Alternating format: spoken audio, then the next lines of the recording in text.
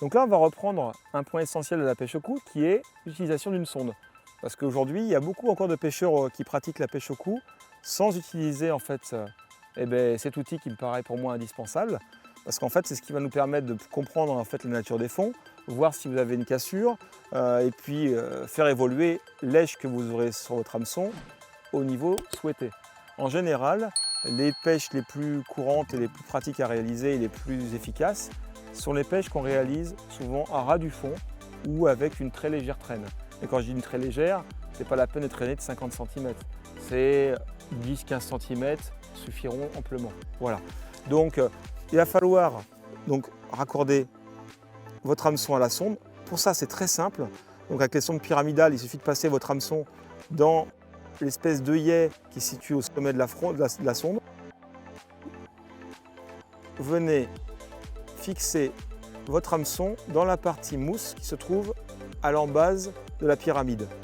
C'est-à-dire qu'en fait, votre hameçon va se situer dans la partie bleue en fait, de la mousse. Lorsqu'on va le positionner sur le fond, ça va être très droit et on va avoir quelque chose, là on va mieux le voir, tac, qui va s'arrêter sur le fond. Et l'idée, c'est lorsqu'on va positionner notre ligne, c'est de voir que l'antenne fluo qui va ressortir du niveau d'eau, en étant bien évidemment tendu. Donc on va essayer de voir comment procéder. Là j'ai mis environ 80 cm d'eau et on va essayer de voir comment ça se positionne à 10 mètres du bord. Voilà.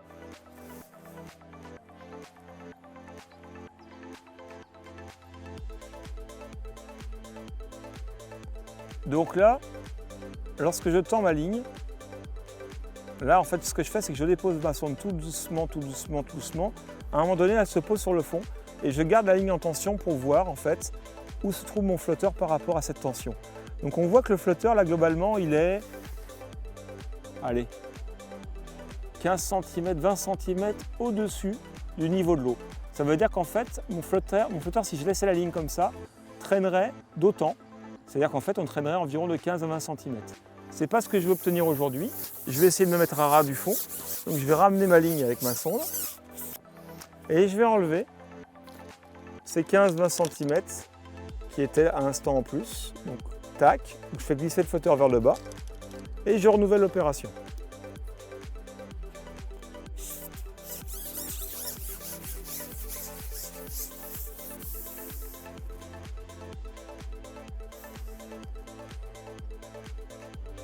Voilà. Donc là, j'ai renouvelé l'opération, j'ai renlevé du fond et lorsque je tends la ligne en fait vers le ciel, alors qu'est-ce qu'on voit apparaître? On voit apparaître que la pointe de l'antenne plastique fluo. Donc ça veut dire qu'en fait là on est vraiment réglé à ras du fond. C'est-à-dire qu'en fait si je pêche comme ça, mon èche sera vraiment positionné, c'est-à-dire vous aurez le fond et l'èche sera juste au-dessus du fond à 1 ou 2 cm. C'est souvent la technique la meilleure pour les pêches de gardon. C'est celle la plus employée par les spécialistes de cette technique-là, de la pêche de gardon. Bon, nous on va essayer de prendre un peu tout aujourd'hui. Donc on va se mettre à légère traîne, on va mettre 2-3 cm de traîne. Donc je vais remonter un peu le flotteur, de manière à voir juste le corps du flotteur, le corps noir, pour pouvoir pratiquer une pêche, on va dire un peu plus de jolis poissons si c'est possible, mais sans excès. Alors, je vais essayer de prendre tout. Donc j'ai remis 3 cm de fond, 3-4 cm maximum. Et on va renouveler encore l'opération. On sonde systématiquement jusqu'au moment où on décide que le fond est celui qu'on recherchait. Voilà. Donc maintenant, qu'est-ce qu'on voit apparaître? Là, quand je tends ma ligne, je vois apparaître une partie du corps du flotteur, donc qui est, on le voit de couleur noire là. Et là, du coup, ça veut dire que mon èche va juste être posée sur le fond, mais à peine, juste à la limite. Mais ça permet de prendre tous les poissons, aussi bien les petits, les moyens, que quelques gros. Bien évidemment, si on voit qu'il y a beaucoup de gros poissons qui viennent en cours de pêche installés, on remettra un peu plus de traîne pour pouvoir positionner l'èche sur le fond encore plus. Mais on va démarrer avec ce réglage-là, c'est-à-dire globalement une traîne de quelques 1 cm ou 2. Voilà, c'est très précis, mais c'est ce qui permet de prendre le plus de poissons et de valider toutes sortes de poissons. Donc par contre, qu'est-ce qu'on constate? C'est qu'en fait, le fond que j'obtiens là, c'est-à-dire qu'il est d'ici à ici. C'est-à-dire que j'ai que ça de fond.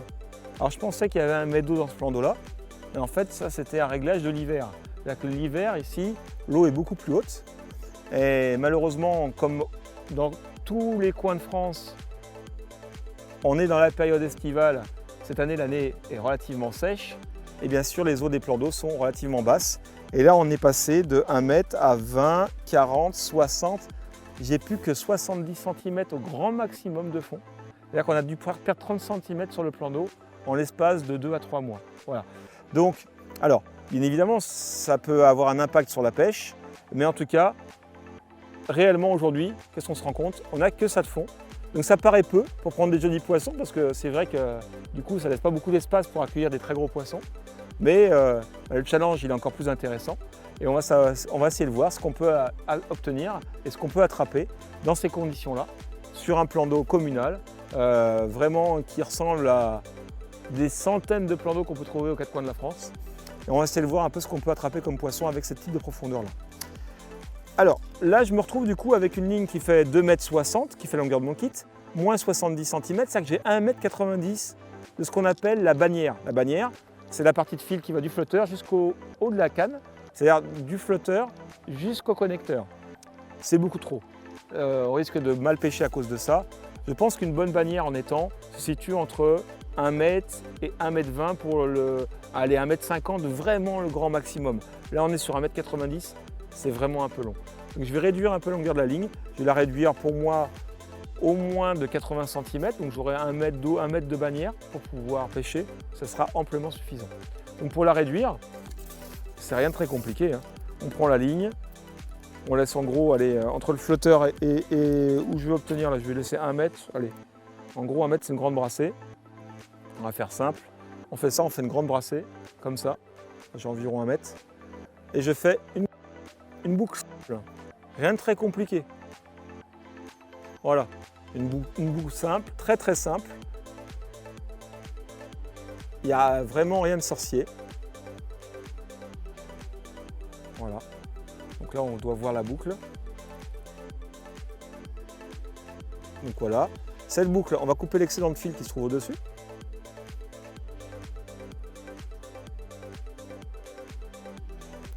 Alors je le fais avec les dents, c'est peut-être pas la meilleure des manières. Si vous avez un ciseau, ça sera quand même mieux. Mais bon, voilà, j'ai amené le minimum du minimum et le ciseau est resté à la maison. Après, je remets la boucle dans mon connecteur, tout simplement. J'ai rouvert un connecteur, je le referme, j'ai mis la boucle. On a procédé de la même manière qu'au départ. La seule différence, voilà, je me situe avec une ligne qui a en gros 1 mètre, 1 mètre 20 de bannière. Et c'est beaucoup plus raisonnable au regard du fond qu'il y a sur le plan d'eau. Voilà.